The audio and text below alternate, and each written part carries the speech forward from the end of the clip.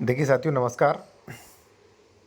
अगर आपने कहीं प्लॉट ख़रीदा है, खासकर उत्तर प्रदेश में, तो कई लोग आवासीय प्लॉट का दाखिल खारिज नहीं करवा रहे हैं। उनका प्लॉट आवासीय है, यानी कि धारा 80 है, उद्घोषित है, 143 जिसे पहले कहते थे, 143 से 80 है। उसके बाद वो दाखिल की खारिज नहीं करवा रहे।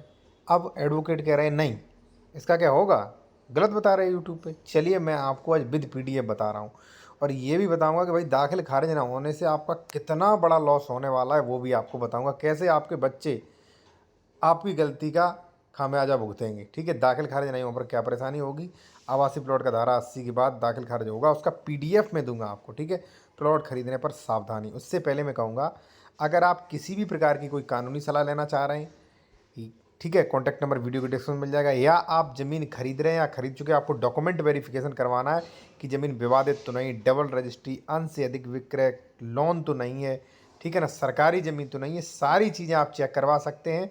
ठीक है, या मैं आपसे एक चीज़ कहूँगा, आप ज़रूर चेक करवाएं ज़मीन खरीदने से पहले। ठीक है, फर्स्ट पे आते हैं पॉइंट पे कि दाखिल खारिज ना होने से भाई साहब परेशानी क्या होगी। देखिए साथियों, दाखिल खारिज ना होने से आपको कई परेशानी होंगी। कैसे?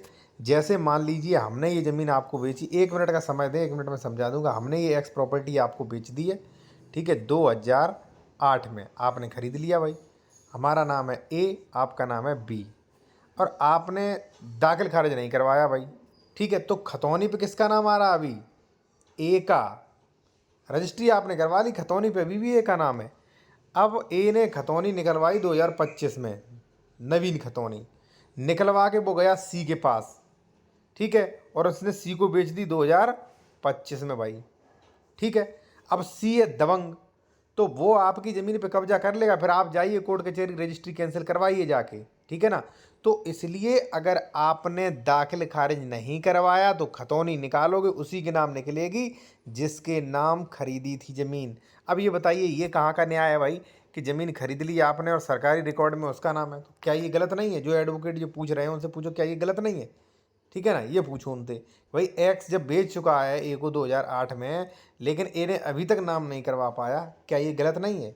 ठीक है, ए नहीं बी, बी ने अभी तक नाम नहीं करवाया, अभी ए का नाम है। फिर क्या होगा, मान लीजिए इसने बेचा नहीं, ए एक्सपायर हो गया, इसके लड़के सी और डी, ये प्रॉपर्टी एक्स प्रॉपर्टी सी और डी के नाम आ जाएगी। फिर इनके इनके बच्चों को परेशान करेंगे, निकलो भाई, निकलो भाई। भाई ये परेशानी। दूसरी बात, इसका बंटवारा जो है धारा 116 117 में नहीं ला पाओगे आप, दिक्कत होगी। 24 में आप यानी कि रेवेन्यू में आ ही नहीं पाओगे आप भाई। अब सेकंड कि साहब ये आदेश है कहाँ कि धारा 80 के बाद भी दाखिल खारिज हो? चलिए मैं आपको बता रहा हूँ बकायदा। ठीक है, और एक चीज़, अगर आप चाहो इस आदेश की मुझसे पीडीएफ ले सकते हो, हमारा कॉन्टैक्ट नंबर वीडियो को डिस्क्रिप्शन में मिल जाएगा। ये देखिए कहाँ है, ये देखिए यहाँ पे, प्रत्येक घोषणा यानी कि आवासीय की, ठीक है, फुल मिल जाएगा, अभी ये आधा है। ठीक है, आप संपर्क कर सकते हैं। ठीक है ना, धारा 82 के अधीन रद्दकरण को अधिकार अभिलेख माने खतौनी में यथावत रीत से अभिलिखित किया जाएगा। यानी कि प्रत्येक घोषणा, जो आवासीय की घोषणा होती है, वो भी प्रत्येक में आ जाएगी। ठीक है, धारा 82 के अधीन रद्दकरण को अधिकार अभिलेखों में यथावत रहित, ठीक है जी,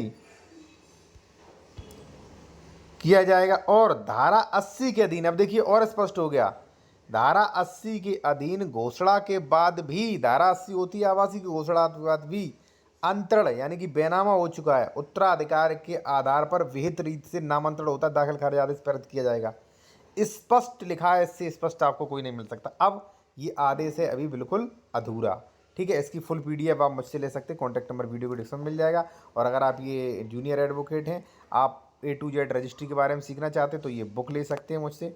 ठीक है, जिसमें आपको सब कुछ मिलेगा, दान पत्र का प्रारूप, वसीयत प्रारूप, किरायानामा, सेल एग्रीमेंट, गोदनामा, दाखिल खारिज सबके प्रारूप।